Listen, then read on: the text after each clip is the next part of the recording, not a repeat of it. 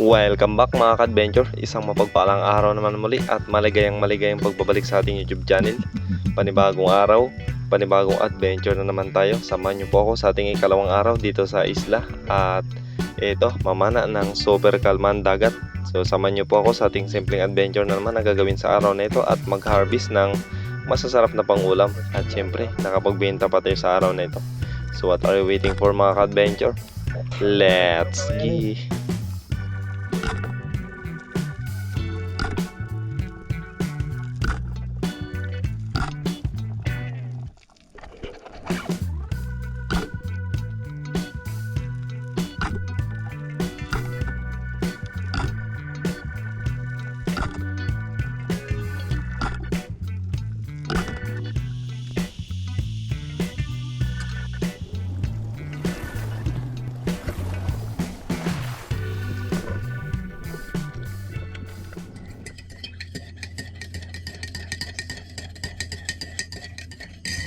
Yan, isang mapagpalang umaga sa ating lahat mga ka-adventure.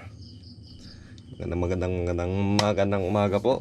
At ayun, sa araw na ito ay maaga tayong gumising mga ka-adventure. So time check, alas 6. So kung napapansin nyo po mga ka-adventure ay tahimik tayo ngayon dahil sila mama po bumalik na doon sa Kanyugan. Ayan, natidi papa. So dating gawi, tayo pa rin isa dito mga ka-adventure. Yan, so ang purpose natin kaya gumising tayo ng maaga dahil mamamala tayo mga ka-adventure. Siyempre sasamantalahin natin tong kalmada na ito bago tayo bumalik ng koron. Ayan, so nagkape na rin po ako mga ka-adventure. Yan, kape tayo. Grabe, napakakalma ng dagat ngayon mga ka-adventure. Kaya lang malabo siya, napaka-flat talaga as in. So hanging habag at nagsasalubungan kaya grabing kalma ngayon dito. Problema lang natin medyo may kalabuan ng dagat. Pero ganun pa man, i-enjoy na lang natin. At kung ano mang kaloob sa araw na ito na mahuli natin, diskartehan na lang natin mamaya kung ano yung pwede natin magawa. And once again mga ka-adventure, maraming salamat po sa inyong lahat sa patuloy na suporta. At lalong lalo na po sa ating mga OFW dyan na mga solid supporter natin. At sa ating mga silent viewers dyan, maraming salamat po. So sa mga hindi pa po nakapag-subscribe ay baka pwede po tayong makilambing. At road to 9,000 na po tayo subscriber. And still counting pa rin po kahit paminsan-minsan lang tayo makapag-upload. And shoutout ko lang po si Ma'am May Austikyo na nag-sponsor sa atin ng pana. Si Ma'am Oliva Mendoza. At kay ate na nagbigay sa atin ng bagong makina. At syempre sa bagong kasuotan na wetsuit mga ka-adventure. At shoutout din po kay Ma'am Alona Shibata. Yan, maraming salamat po ma'am sa patuloy na suporta. And ayun nga po, gaya nga po ng sabi ko sa inyo, yung bago po tayo nag-extra sa koron, nagtrabaho ay hindi ko po talaga iiwan yung vlog. Huwag niya lang po akong iiwan kasi wala tayong magawa doon talaga.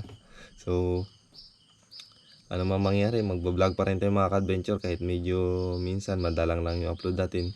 So about sa financial kasi mga ka-adventure, medyo kinukulang tayo kaya kailangan din talaga nating sumideline palagi sa labas. So yung vlog po kasi natin ay medyo maliit pa talaga yung kinikita kaya kailangan natin mag-extra. Lalong lalo na medyo kulang talaga tayo sa financial. So yun yung isa sa dahilan kung bakit nag-extra din ako doon sa koron mga ka-adventure. Kaya pagpasensyahan nyo na at sana maunawaan nyo po kung minsan lang tayo makapag-upload. Pero ganun pa man, uwi din ako dito at syempre kapag uwi tayo dito ay sasamantalahin natin at tatimingin natin ang magandang panahon. Kaya what are you waiting for mga ka-adventure? Kape lang tayo tapos pamana na. Langoy na naman for today's video.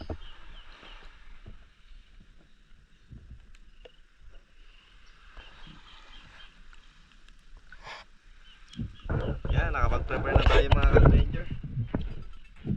Yuhuu! Pumana na naman tayo. Ito na yung perfect talaga na mag-picnic mga ka-adventure. Ganito ka kalma. Yan, ganito ka ganda yung panahon. Yan, pwede tayo mag-picnic sarap! Grabe. Sulit. Miss natin ang koron mga ka-adventure. Sarap maligo. Iyo, no? So, tara. Sabay na tayo mga ka-adventure. Langoy na naman tayo. Sana maraming kaloob sa araw na ito. Tara mga ka-adventure. Let's G. After natin makapag-prepare mga ka-adventure, eto, ready na tayo. And I hope so na magiging success at maayos yung adventure natin sa araw na ito. So excited talaga tayo mga ka-adventure dahil matagal-tagal din tayo hindi nakapagpamana. And ayun, paglabas ko sa may kantuhan ay bago tayo nag-load ng pana at diretso warm up na rin mga ka-adventure. Syempre, gaya ng ginagawa natin palagi.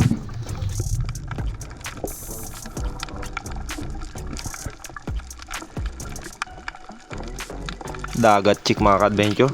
Malinaw dito sa bandang ilalim pero pagdating sa bandang kalagitnaan papuntang taas ay napakalabo mga ka-adventure. Kaya patyagaan na lang at tignan natin kung ano yung biyaya na mahuli natin sa araw na ito.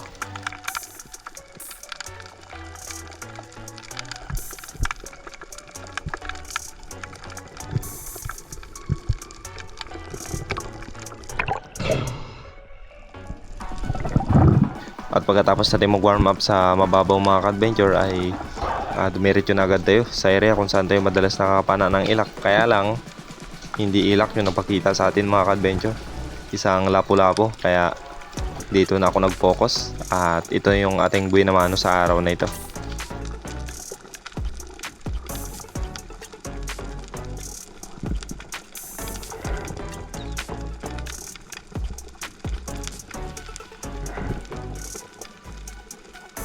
At dito mga ka-adventure, nakabalagbag siya.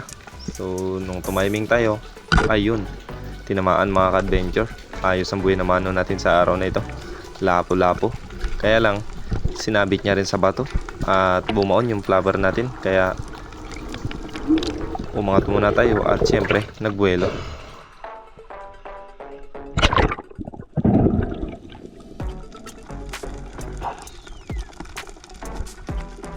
And gusto ko lang po pala i-shoutout ang lahat ng ating mga OFW dyan at yung mga solid supporter natin.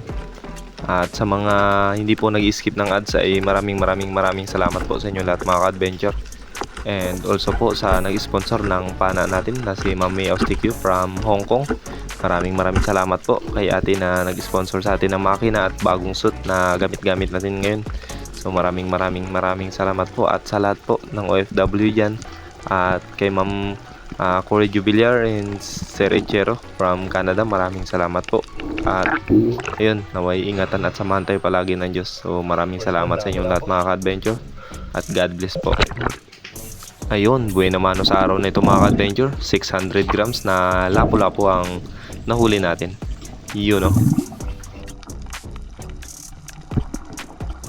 After nun mga ka-adventure ay nag-drop tayo around 13 meters and may nakita tayo ditong grouper. So binaba ko na agad siya at gaya ng ginagawa natin ay hindi tayo masyadong malikot at kumukuha tayo ng magandang pagkakataon. Malaki na rin to mga ka-adventure, nasa 700 grams, kaya tinitas na natin yun, no? Sapol mga ka-adventure. Ayan, so sa mga nagtatanong po ng konting tips about spear fishing ay sa mga baguhan dyan. So ang una-una nating tatandaan or gagawin mga ka-adventure ay disiplina lang talaga. Lalo na kapag solo dive ka, kailangan mo yung disiplina. And bago ka mag-dive, ugaliin nating magdasal at magtagubilin sa Diyos. At higit sa lahat, mag-warm up mo muna bago ka bababa sa malalim na area. So dito mga ka-adventure, tapo-lapo ulit. Malaki na to. Yun, no? Nasa 800 grams na yun mga ka-adventure. At medyo maganda yung sistema ng pamana natin sa araw na ito. So tinaon talaga na kalma at pinagkalooban tayo ng maraming huli sa araw na ito. So yun nga, mabalik tayo mga ka-adventure. Gaya ng ginagawa natin. So based on my experience lang ay bago tayo sasabak sa malalim ay kailangan natin mag-warm up nang sa ganun hindi mabigla yung katawan natin at tamang lang, kalmado lang. So isa rin sa mga tips mga ka-adventure, wag po kayong mamamana ng hindi maayos o hiwala sa kondisyon yung katawan nyo, dahil yan yung isa sa dahilan kung bakit merong case ng blackout And madalas din yung kulang ka sa tulog, yun yung isa sa dahilan kung bakit nagko-cause ng blackout, at lalong lalo na yung walang tamang pahinga kapag nagda-dive. So kung mag-dive ka man po ng 2 minuto sa ilalim, dapat 2 to 3 minutes ang rest interval mo, at ang sa ganun makarecover, or kung kulang pa, hingal ka pa, pahinga ka ulit kasi yung isda naman ay nandyan lang sa ilalim. So yun lang yung mga madalas nating ginagawa mga ka-adventure.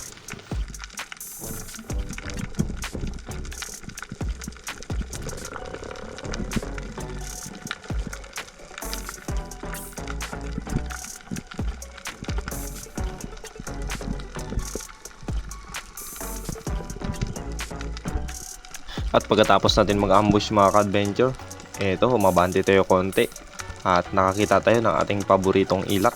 So dito, timing lang talaga palagi mga ka-adventure, at tamang kalma lang, dahil kapag ginulat mo ito, wala ka nang maaabutan. So tinamaan natin mga ka-adventure, at ang ganda ng pagbalagbag niya. Bali, ito na po ang ating ikatlong huli sa araw na ito mga ka-adventure.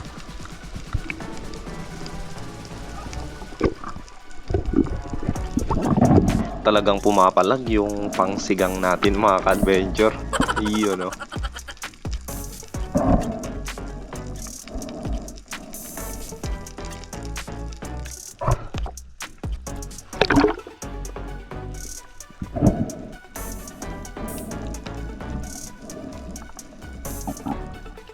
At pagkatapos natin ma-secure ang ilak mga ka-adventure, ay eto, nakakita tayo ng panibagong target na naman, at mukhang nagmamadali ang 2 talakitok na ito, kaya hinabol natin. At eto nga, sa sobrang pag-aantay mga ka-adventure, pinahabulan na lang natin at tinamaan naman. Yun, no? Nakahuli pa tayo ng talakitok sa araw na ito mga ka-adventure, kahit sobrang labo ng dagat. At dito paangat na tayo dahil kulang na tayo sa hangin. So good size na rin ang talakitok na ito mga ka-adventure. Nasa 1 kilo kalahati na, at libre na ang pambinta natin sa araw na ito. Iyon, no? Salamat sa Diyos. So sa mga susunod pala na adventure natin or video natin mga ka-adventure, ay magbibigay tayo ng mga konting tips about sport fishing adventure. So ito, medyo napababa yung patama natin, pero secure naman dahil nailand natin ito ng maayos mga ka-adventure. May 1 kilo kawayanin.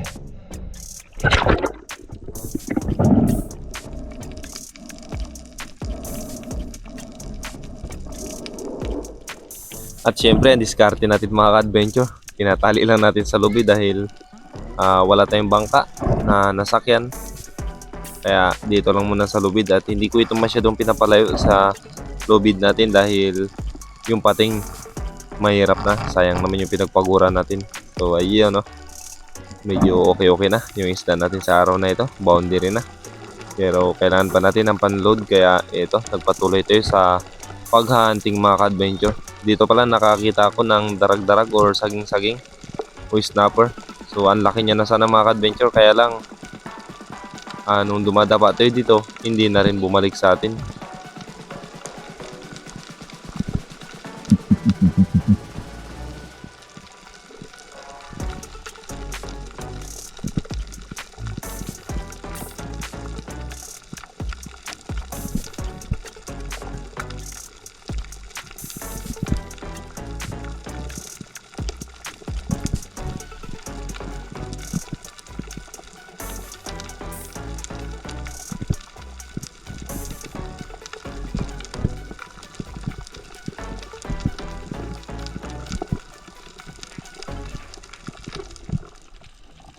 Panibagong target naman muli mga ka-adventure, at dito nakakita tayo ng sweet lips. Ay ano, hindi tayo masyadong gumagalaw dito, at kumukuha lang ng magandang timing. So buti na lang natira natin ang sweet lips na ito. So pandagdag na rin mga ka-adventure. Ayan, nagpahabol pa siya, oh. Pero wala na, iyari na mga ka-adventure.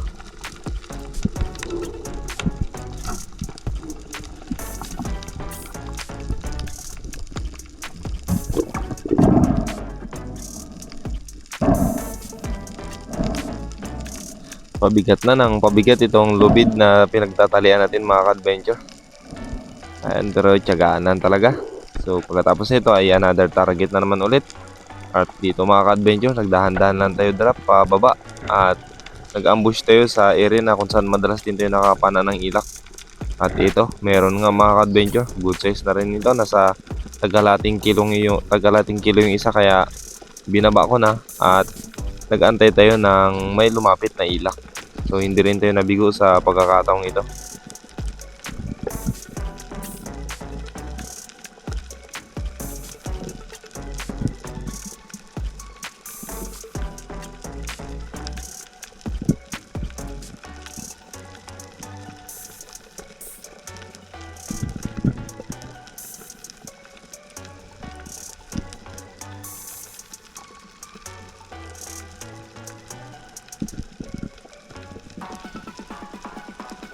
At matapos sa matagal na pag-aantay mga ka-adventure, finally meron na nga lumapit at ayun, tinamaan natin. So nice one, nakadagdag pa tayo ng ilak. Iyon no.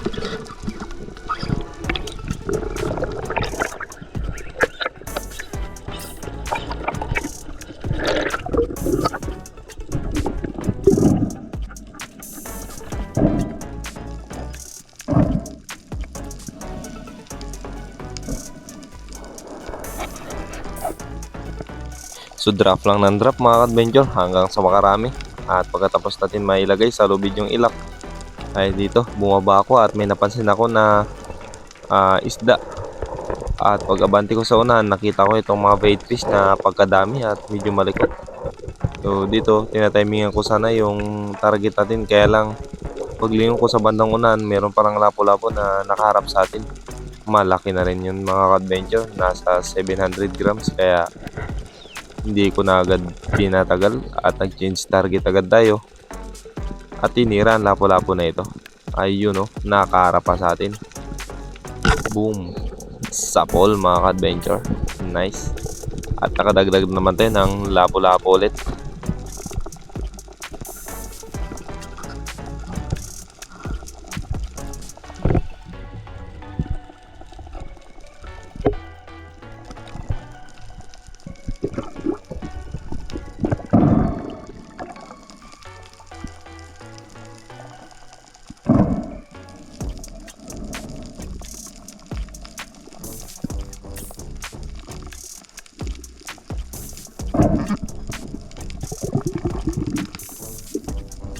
So kung napapansin nyo po mga ka-adventure na maliit lang yung isda sa camera, ay naka super view po tayo, kaya maliit lang tignan pero malalaki na po yan.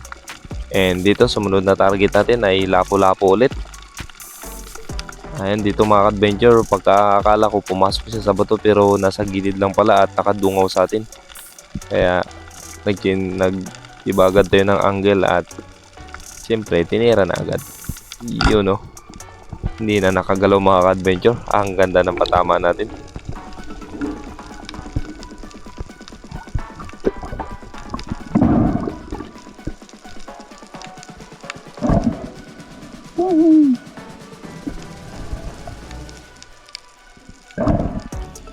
Literal na spine shot talaga mga ka-adventure, hindi nakagalaw.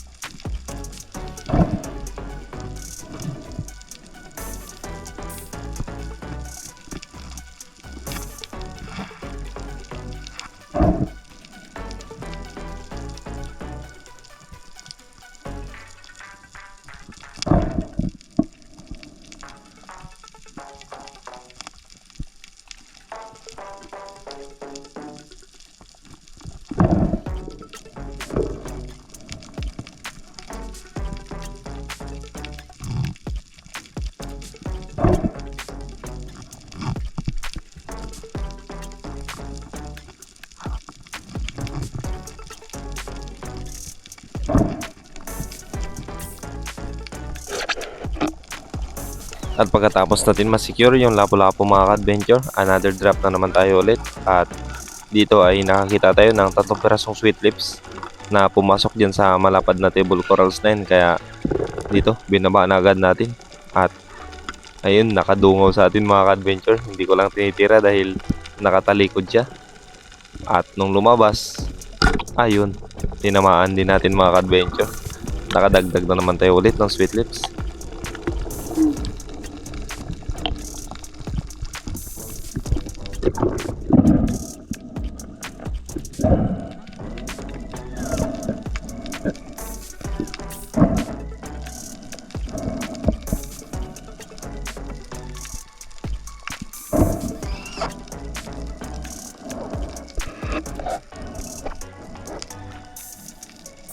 So pagkatapos ng isang buwan na walang dive sa area na ito ay finally nakapag-harvest na naman tayo mga ka-adventure.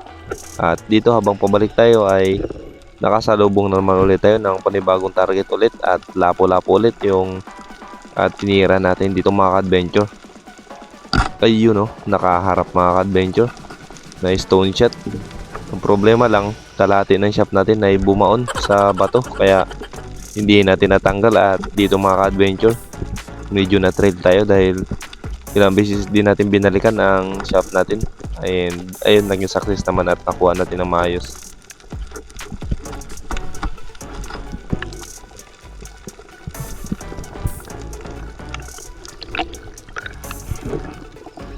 At pagkatapos natin makapagpahinga ng maayos mga ka-adventure, so madalas talaga nakapahinga natin kapag nagda-dive ay hindi bumababa sa 2 to 3 minutes ang pahinga natin dahil mas mainam kung makapagpahinga tayo ng mas matagal at mas makapag-focus tayo at mas makapag-ipon ng magandang hangin kapag may maayos tayo na pahinga.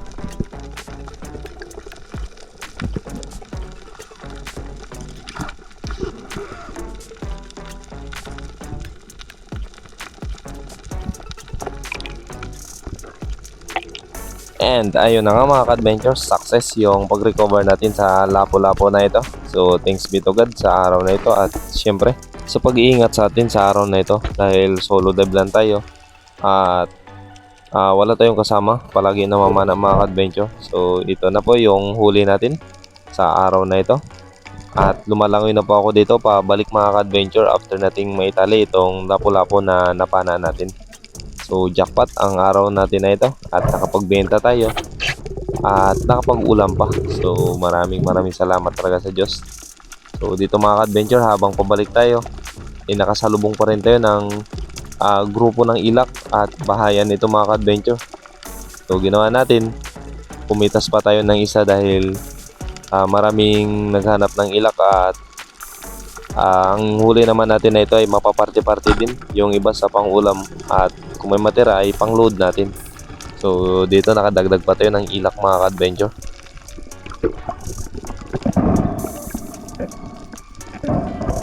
At pagkatapos nito mga ka-adventure, nag-decide na rin ako na umuwi na dahil nakakagutom na talaga at anong oras na rin. Mga ka-adventure, uwi na. So tanghali na rin. Ayan yung huli natin mga ka-adventure. So goods na ito. Goods na goods talaga dahil harvest na naman mga ka-adventure. Yun limangat. So daming biyaya sa araw na ito. So uwi na tayo mga ka-adventure. So maraming biyaya na kanob sa araw na ito. At nakakuha pa tayo ng isang pelagic. So kagutom na rin kaya uwi na tayo.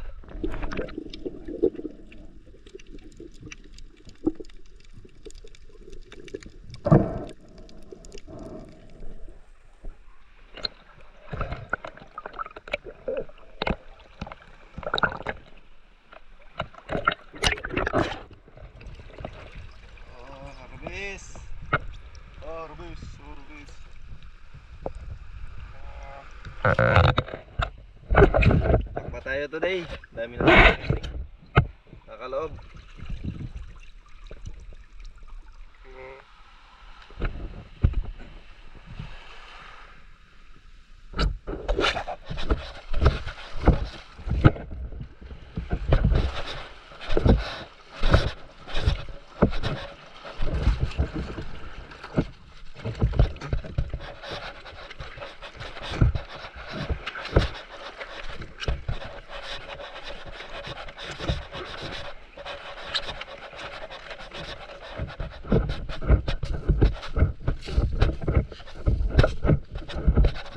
dalaw lang natin mga ka-adventure. So yung huli po natin ay ito. Yan. Bukas ko na dito mga ka-adventure. Yan. Ah, grabe. Dami mga ka-adventure. Napalaban tayo sa araw na ito. Yan, daming biyaya. Salamat sa Diyos. So may pang ihaw natin, may pabenta pa. Nakadalawang ilak pa tayo. Bali, yung maliit na ilak mga ka-adventure, dahil ako lang naman dito, ihawin natin ito. Ito. Yan. Sakto na to sa atin. Hindi, itong isang ilak siguro kila mama. Tapos itong lapu-lapu ibenta na siguro natin to mga ka-adventure. Ayan. Bali, timbangin muna natin lahat kung nakailang kilo tayo ngayong araw na ito. So, let's G mga ka-adventure. Iyo no, salamat sa Diyos. Dami nating huli mga ka-adventure. Unexpected na makachamba tayo ng ganito karami. Yan, timbangin natin mga ka-adventure. Bali, mag-ihaw lang tayo dyan. So, lahatin muna natin. Yan, naka-zero na yan. Yan. Oh, 1.5 mga ka-adventure. Yun oh. 1.5. Tapos ito ay sunod na natin. Yan. Tapos itong mga lapu-lapu. Grabe, ang dami nating lapu-lapu today mga ka-adventure. Harvest.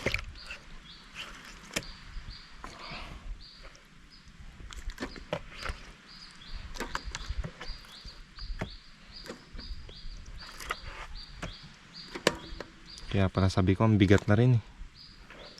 Pala 6 na kilo. Grabe, naka 6 na kilo tayo mga ka-adventure. 6.8. Yun, 6.8. Dami mga ka-adventure oh. Okay, so magbawas na natin ng pang-ulam dyan. And then magbenta na tayo mga ka-adventure, pang load. Iyo no. Kain tayo mga ka-adventure. So hindi pa tayo nakapagluto dahil walang lighter. Hindi ko alam kung saan nalagay yung lighter, kaya hindi tayo makapag-ihaw mga ka-adventure. Antayin ko na lang kung anong oras si Papa dumating mamaya, at mamaya na lang tayo mag-ihaw. So ito. Ayan, merong bagoong dito na ginawa si Mama. Minatamis na bagoong. Hindi ko na pa alam kung anong tawag dito. Basta ang sarap nito yung ulam mga ka-adventure. Pwede mo siya i-preserve ng 1 buwan. Ayan, ang sarap nito mga ka-adventure. Legit talaga. Pang ulam kahit kung wala kang ulam. Ako saktong-sakto ito. Tapos may bahaw tayo. Ayan, bali yung ulam pala natin mga ka-adventure, ihatid ko pa yan kila Mama mamaya. Awa ng Diyos pagkatapos natin kumain, at ma-dispose natin yung ibang isda kasi baka gabihin tayo mag-uwi. So kain muna tayo mga ka-adventure. And time check 1:09. And ito pa lang yung almusal natin mga ka-adventure. Sarap nito. Agahan dala po nun. Yan, kain tayo mga ka-adventure. Bahaw. Yan, good evening sa ating lahat mga ka-adventure. Hapon na. Yan, kadidispose ko lang sa isda. Karating ko lang po ngayon. Hinapon na tayo. 6:22 na. So yung ulam na iniwan natin kanina mga ka-adventure, ito. Yan yung ilak na ihawin natin, na prito na ni Papa. Pinreto niya na lang. And then ito, meron tayong peacock grouper na nahuli. Pinreto na din. So, may sausawan tayo dito. Ikan. Hindi natin nakapag video ulit. Kain tayo mga ka-adventure. Kasama ko si Papa. Dalawa na naman kami ngayon. And umalis kasi siya kanina, may ginawa rin mga ka-adventure, kaya ako lang isa natira dito. So kain tayo. Kaun. Kain tayo mga ka-adventure. Gutom na rin.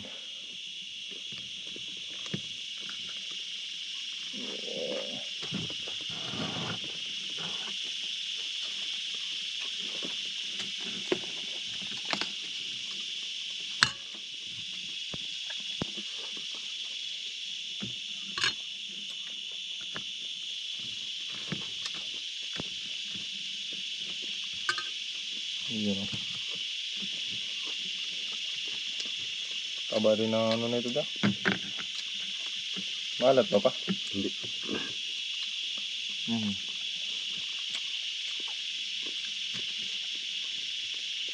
Ah.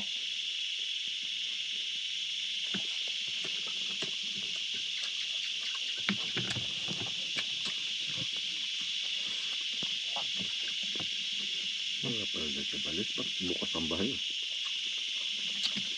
Bukas mo yun palagi. Hindi. Pawala dyan sa balis. Sinasarag yun. Kumain niya sa taas. Ano yung sa taas kwarto? Hindi ba ka naglinis ng sigin?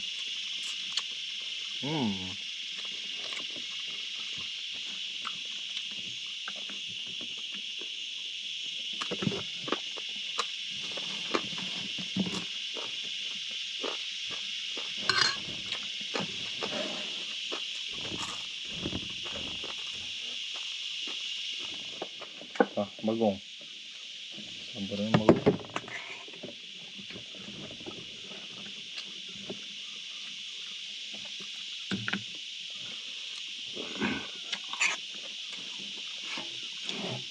Wala na dun. Hindi na sa. Sabas ko na yun sila. Tatlo naman yung sila doon kanina.